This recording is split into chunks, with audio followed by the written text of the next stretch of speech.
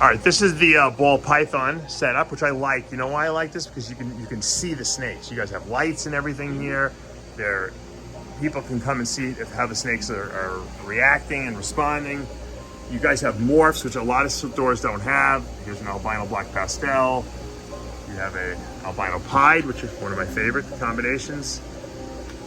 This is a Super Russo, which is, Vin Russo is the first one to actually produce a leucistic boa, and that was it, the Super Russo. That's 2 copies of the Russo gene. You get a blue-eyed white snake. Those are very popular. I know that. Albino champagne, very cool. I would say our most popular is anything banana. Yeah. People love the banana more.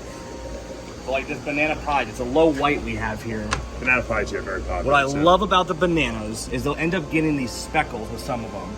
It's not always, but this black speckling they get is beautiful. It's like a paradoxing almost, but you know what? I noticed that certain genes, if you have enough of those genes, like a hypo gene in there, it erases a lot of that too. So I produce banana pies that have 0 spots because it just depends on what genes you combine them with. Now, here's an Enchi pastel pied, and as you can see, when you mix Enchi with pied, you get a much lower white animal. Whereas here's a yellow belly pied, and you have a very high white pied. And everyone has different, opinions. Some people like the high whites. I personally like the lower white ones because sometimes you lose too much pattern. You can't even tell what it is. I love the pattern as well. Yeah. That's why I love this banana. It's that low white. It only has a few rings of it. Towards the bottom, we have what you call your normal ball pythons. Which are popular for pets, I would assume, right? Exactly. They're great. Cinnamon, they have vanilla. the same temperament. They're no different than the expensive snakes. They have great own personalities. Enchi champagne, that's a really nice one. I love the champagne. I work on a lot of champagne stuff too. If this one didn't sell, the champagne pastel pin, that was a beautiful snake. Yeah, they're all pretty cool. There's banana pastel pie. Yep, you gotta clean the enclosure. It looks like it finished out its meal. I was gonna say your enclosures are very clean, so we try to spot clean them when we noticed. We fed them like yesterday, I think, so they're all starting to digest. And well, you know what happens as soon as you clean an enclosure, they poop again. Yeah, that's it's like a cat. You could bank on that for sure. Yeah.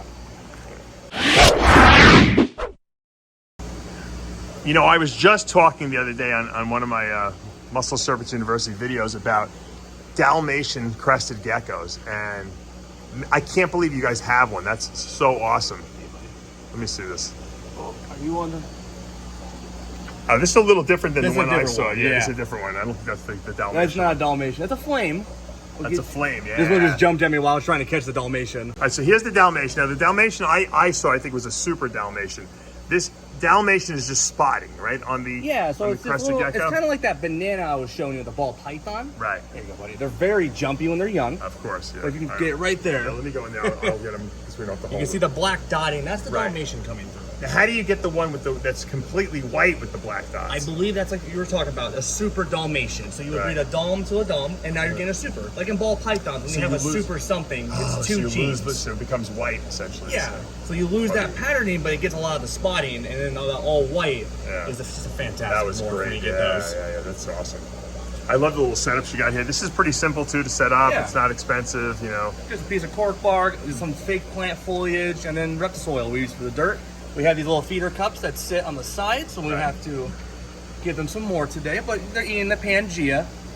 Oh, that's so easy. I believe this is the watermelon Pangea. That's why I like the Crested Gecko so much, because you don't have to give them bugs, right? You don't have to. They will enjoy hunting it for a mental nourishment, but the Pangea does have crickets blended up into their fruit paste. Yeah, I think that company really... They really know what they're doing. They saved... There you go.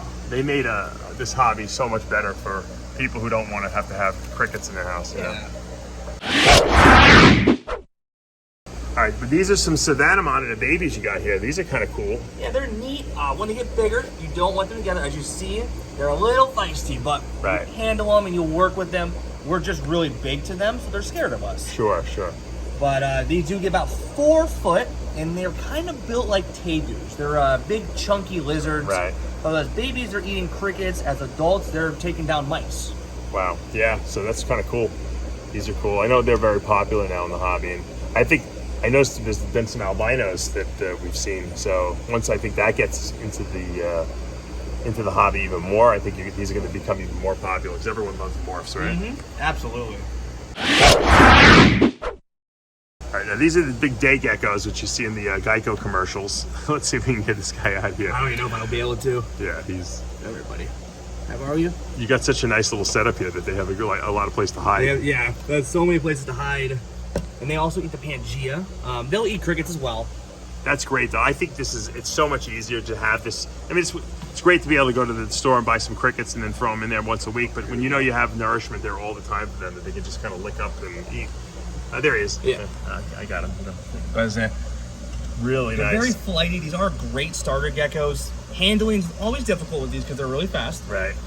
But if you get one young and you raise it up, they will pretty much be chill. I mean, they're chill now. Yeah. It's just a matter of handling. Sure. Look at that. Beautiful.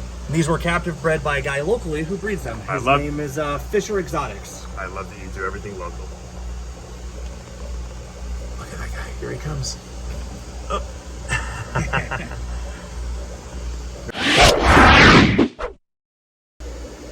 I see you got some baby Celcadas there. Oh, yes. And when I look at those, I look at I have some albinos at home that I had bought a couple years ago, cool. and they've gogotten so much bigger, and I forgot how small they were when I bought them, but they really do start out really tiny like this. Tiny little guys, palm size. Yeah, these are really Give cool. them a few years though, they're big. Well, you know, I think that selling Celcadas in Florida is actually probably not a bad idea. It's like a good idea because people really have the room here, and they can put these things outside. We have the right climate here, the right temperatures, and the right humidity, and they do really well here in Florida. I always like to, when I do explain these to people, I always gotta tell them, they do get massive. Yeah. I hate when people will buy something, they don't know how big it gets, Right, and they release it. Right, yeah, no one's gonna That's release one of the worst things. These things grow so slowly, That's too. the thing, it takes a very long time. And you know what, the great thing is there's always someone who would take it as a pet. So I always tell people, there's no reason to release anything. Absolutely. I mean, most pet stores would even take them back, because there's always someone who's looking to adopt something. Look at that, how cute are they? All right, tell us about Clementine here. This is a little Clementine. She was a surrender someone dropped off. They apparently never handled her much, so we've been trying to work with her. Today she's being very, very good. Usually you can't get her out of the enclosure, but... Well, she knows. She's like, oh, so now you're looking to adopt her out?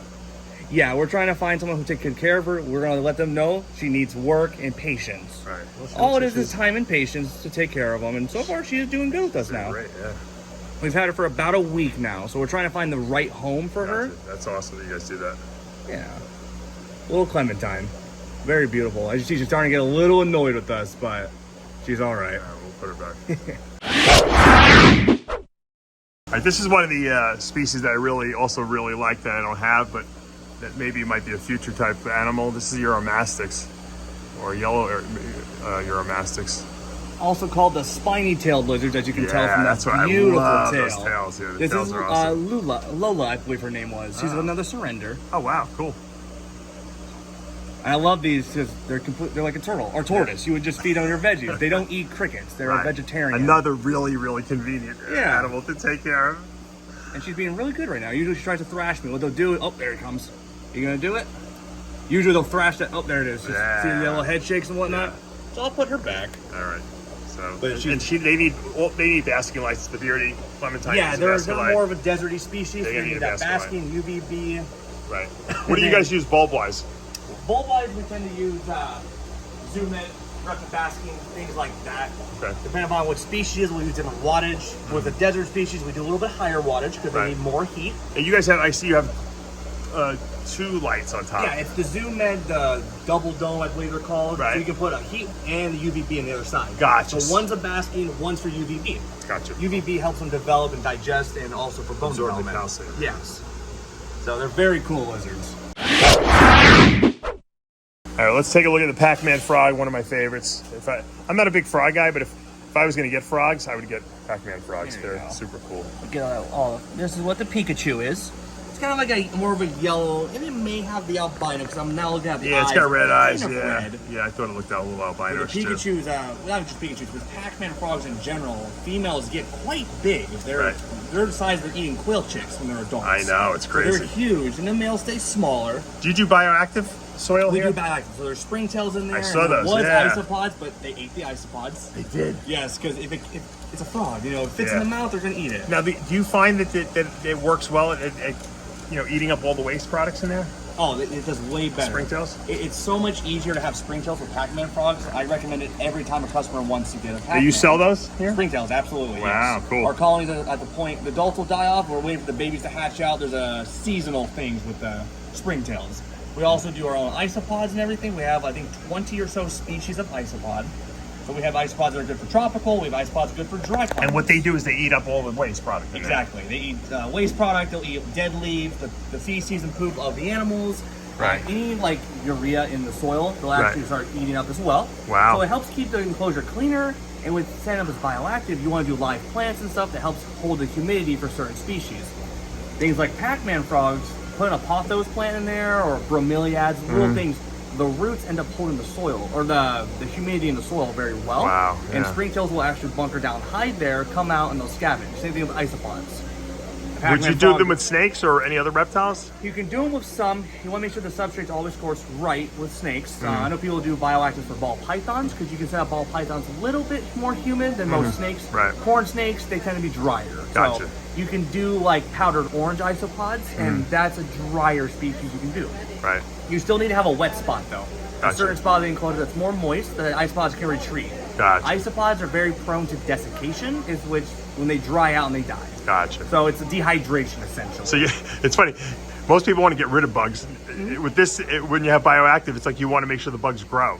Absolutely, I love bugs too, Yeah, though. yeah. The vertebrates are my thing, so Yeah, we I saw started collecting all the isopods. tarantulas. Oh, yeah. Pythons. All right, let's see what this is. What is this? Wow, that's So a this cool is chameleon.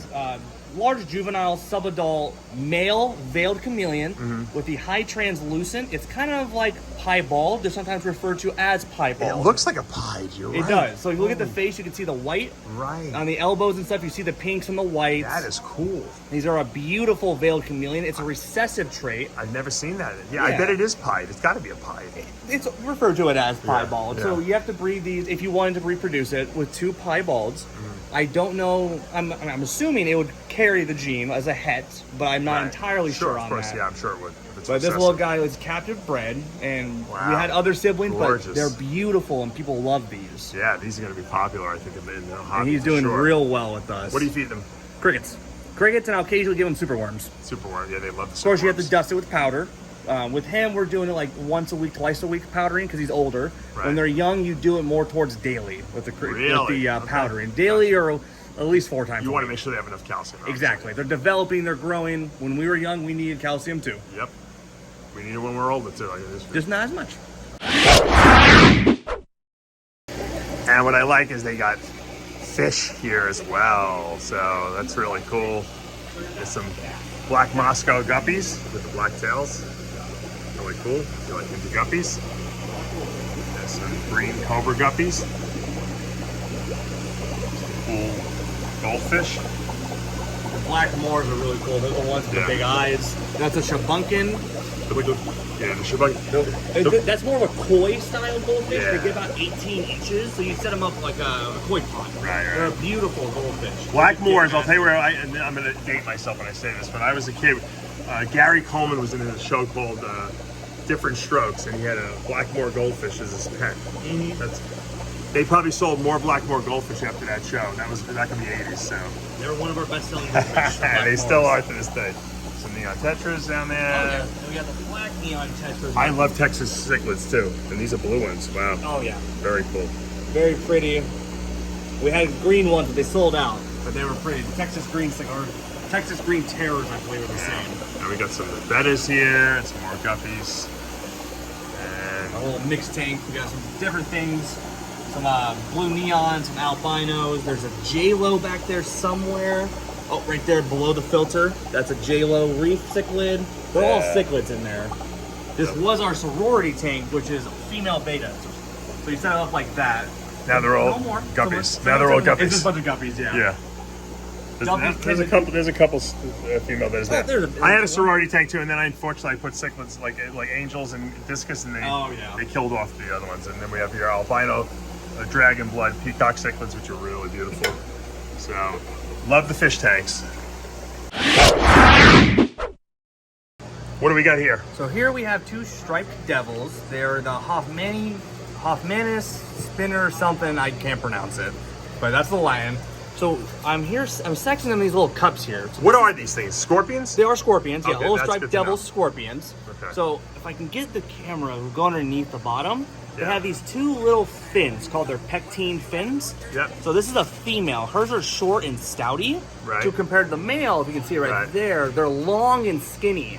And that's how you sex most species of scorpions. Right, it's hard to see through this plastic, yeah, a little bit. But It's a little difficult, but kind of can. And the fins are just longer and skinnier. very cool. That's how you tell the difference in a male and a Pop female. the top so we can just see what these Yeah, things look like a absolutely. little bit. It's amazing how small they are. You forget, that's because I always think of scorpions as these big, type of things. But these are really. This is what? How old would you say? I would say, I don't know exactly, but this is a sub-adult. So it might molt once or twice more for me. Oh, and that's it'll only it? get a little bit bigger. Scorpions these are- stop these are- molting. These are almost adults. I didn't realize Yeah, that. this is almost a full size for this species. So what are the scorpions you see like in where you can put them in the palm of your hand almost? They're so big. Those big black ones, like Yeah. the Asian forest scorpion or okay. the emperor scorpion. I Right. do have a baby of an Asian forest. Oh, let me see that. I saw your tarantulas before. I didn't know you were a scorpion. Oh, I expert love the also. scorpions too. That's a little Asian forest. These are second instar, which means it just molted and left the mama's back. Ah, and these get pretty big. These ones get to this about that big, my palm. They're a big scorpion. Yeah, that's impressive. Emperors get even larger. If I'm gonna get a scorpion, I want something big. This is the scorpion for you, the Asian forest. All right, I want to thank Eddie and his entire family for having me here at AGOC'S reptile store. What do we got there? We got Ralph right here. He's a 3-year-old boy. Bearded dragon. What a Bearded cutie. dragon, absolutely. And he's going to take us out today. Now, if people want to come visit the store, what's the address? Give the address and where you're located. We are located in North Fort Myers at 5660 Bayshore Road. Unit 24, but you'll see the reptile signs. Yeah, you guys open at 11 and you're open till 7. Every Till 7 day p.m.? except Monday, right? Mondays we're closed. What are you doing Monday? Cleaning? Cleaning day. Cleaning Cleaning day. day, maintenance. You got to have and a cleaning day off. because, you need a day off. You go insane. otherwise, Exactly. yeah. Look at this little guy. If you guys are looking for cool reptiles, check them out. They've got almost every species here, and hopefully they'll have some of my snakes here as well pretty soon. So, Dave Palumbo here for another installment of Muscle Serpents University.